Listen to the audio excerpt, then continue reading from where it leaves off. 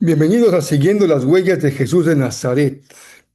Hoy vamos a nuestra meditación número 58. Está basada en Juan 4, 43 al 54 y el Salmo 107, verso 19 al 21. Corresponde al jueves 9 de abril. Es el milagro de Jesús y la sanidad del hijo de un funcionario. Yo soy Rafael Pola. Todos sean muy bienvenidos.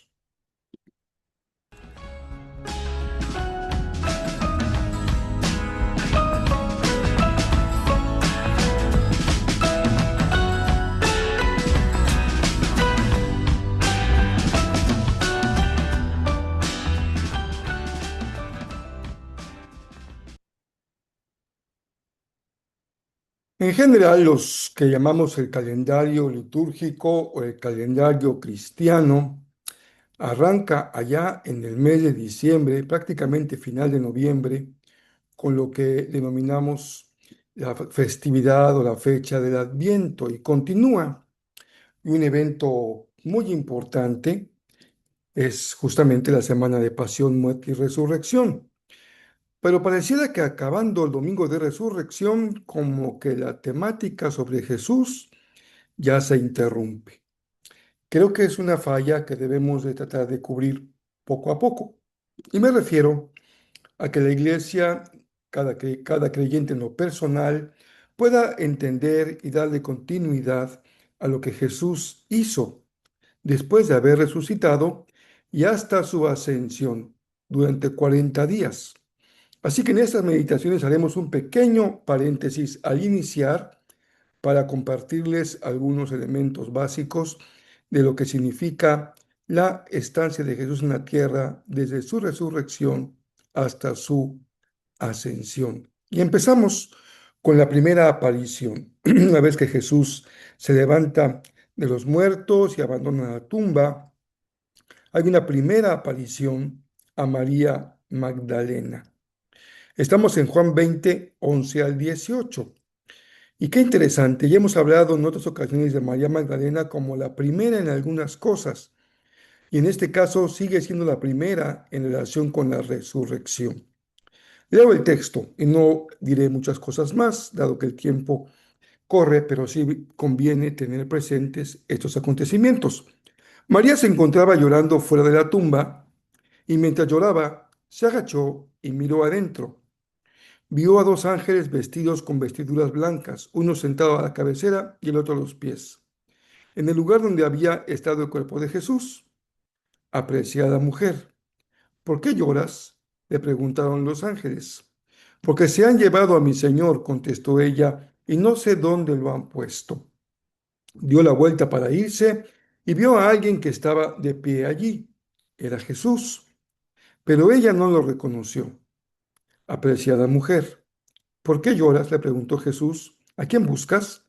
Ella pensó que era el jardinero y le dijo: Señor, si usted se lo ha llevado, dígame dónde le puso y yo iré a buscarlo. María, dijo Jesús. Ella giró hacia él y exclamó: Raboni, que en hebreo significa maestro. No te aferres a mí, le dijo Jesús, porque todavía no he subido al Padre. Pero ve a buscar a mis hermanos y diles: voy a subir a mi Padre y al Padre de ustedes, mi Dios, y al Dios de ustedes. María Magdalena encontró a los discípulos y les dijo: he visto al Señor. Y les dio el mensaje de Jesús. Es la primera aparición y es sumamente importante porque en los evangelios encontramos un interés manifiesto por narrar los acontecimientos que afirman, confirman, prueban que Jesús resucitó.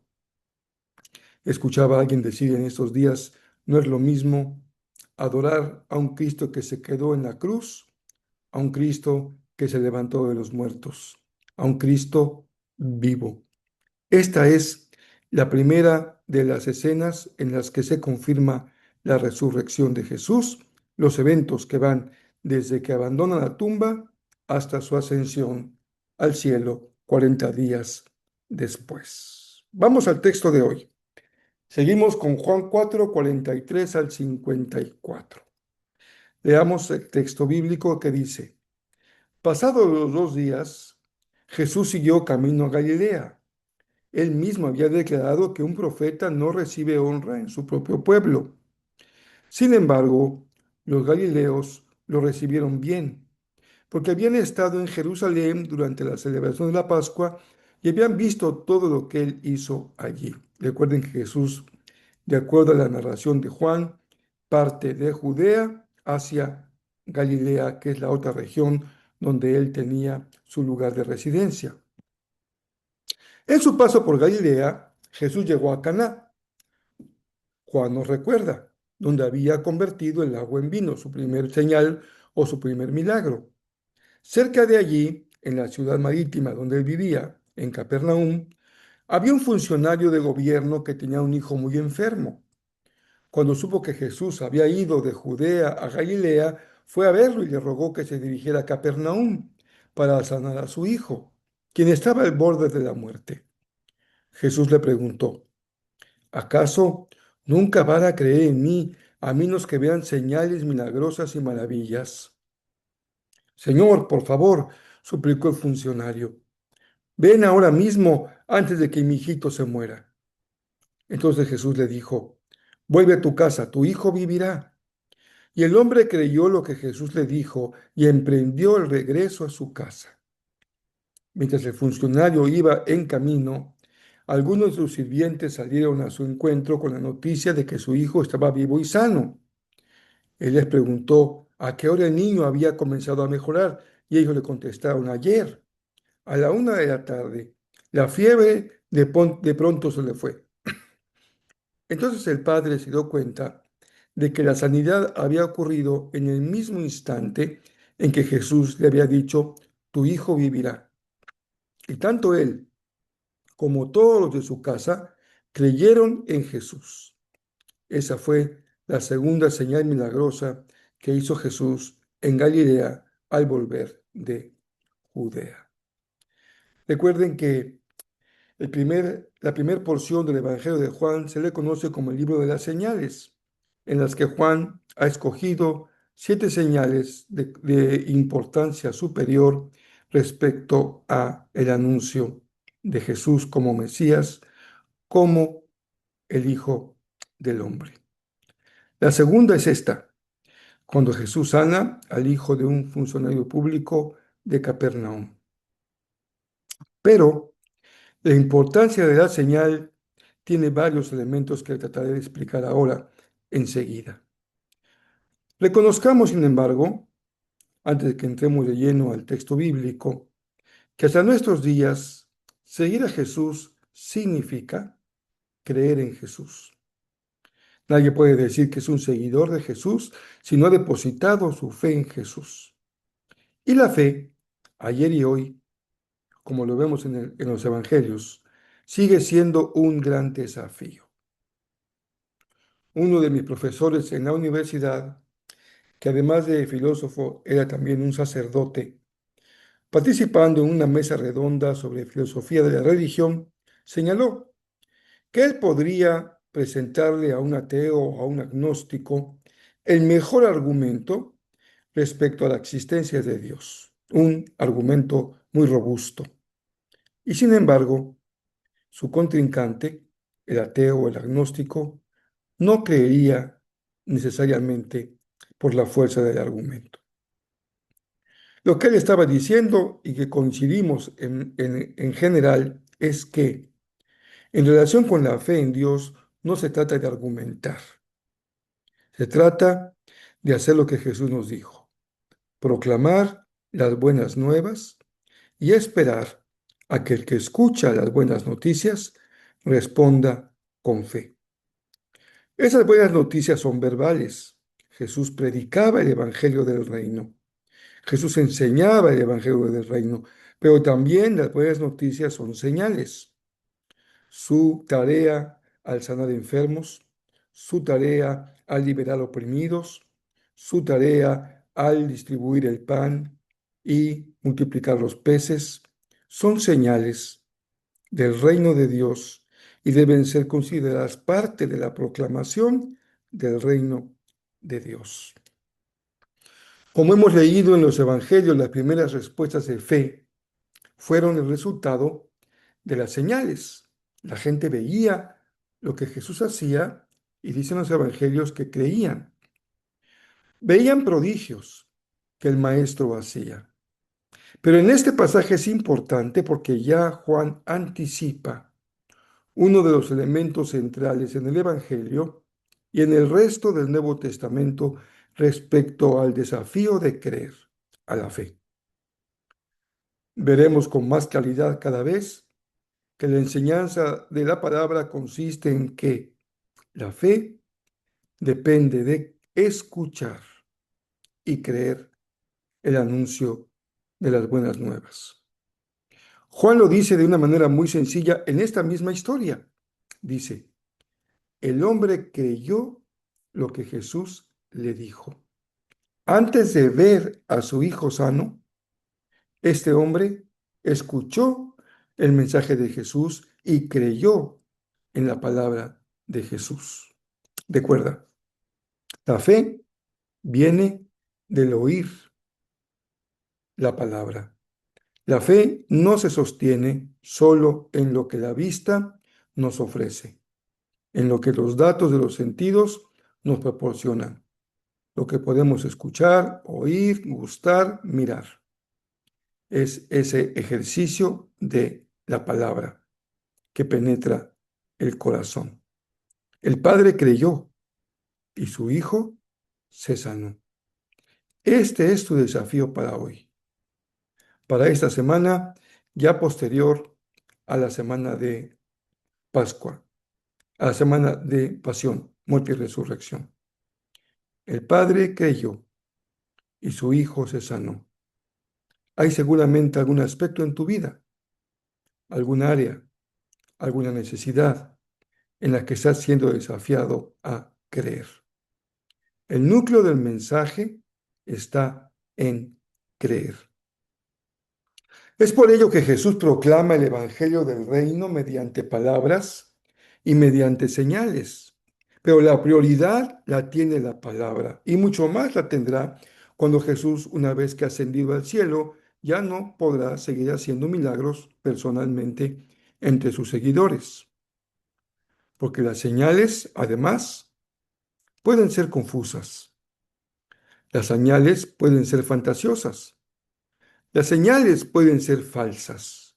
El enemigo de nuestras almas, el diablo, es un excelente falsificador de señales. Y las señales, además, corren el peligro de convertirse en objetos de idolatría. Si hoy tuviéramos el arca, habría sin duda, habría grandes caminatas hasta llegar a ella para venerarla. Si hoy tuviésemos seguridad de dónde está el madero en el que Jesús fue crucificado, seguramente habría grandes caminatas para llegar hasta venerar la cruz. Algunos negocios de religión ofrecen productos que aseguran que son de aquel tiempo, una astilla de la cruz o una flor o arena y la gente tiene tanta necesidad de poner su fe en algo que se toman todo el engaño completito. Recuerda, las señales pueden ser confusas, las señales pueden ser fantasiosas y las señales pueden ser falsas. Pueden ser sin duda producto de la presencia de Dios, pero también puede ser producto de la fuerza, de la capacidad humana para hacer cosas realmente extraordinarias. O pueden ser también producto de fuerzas demoníacas que imitan, engañan las señales de Dios. De tal manera que los lugares en donde se ofrecen señales y prodigios captan tanta atención que suelen estar abarrotados. Pero según Jesús sigue preguntando hoy. Esa es la trascendencia de este pasaje de Juan. ¿Acaso nunca van a creer en mí a menos que vean señales milagrosas y maravillas? ¿Cuántas personas hoy siguen luchando con entregarle su vida a Jesús porque no ven lo que quieren ver. Las señales que no solamente piden, sino que incluso exigen que haga esto, Dios, y creo. Haz esto, Señor, para que pueda creer. Buscan señales que les satisfagan. Y una vez que han recibido lo pedido, sucede como con los leprosos. Solo uno regresa a agradecer el milagro. Los demás se van a disfrutar de la vida.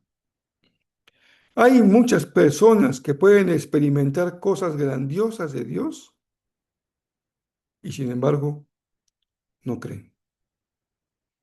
Por eso, hoy podríamos tener como una conclusión de esta meditación: no busques señales para creer.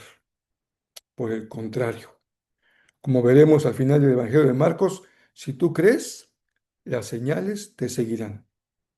Porque lo que tú y yo creemos, lo mostramos en la manera en la que vivimos. ¿Qué podemos saber acerca de lo que tú crees? ¿Y tú qué puedes saber acerca de lo que yo creo?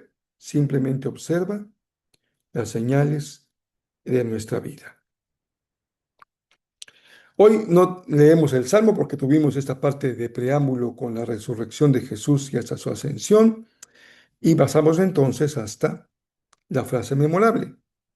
Un gran pensador, Søren Kierkegaard, un filósofo danés del siglo XIX, de una gran importancia.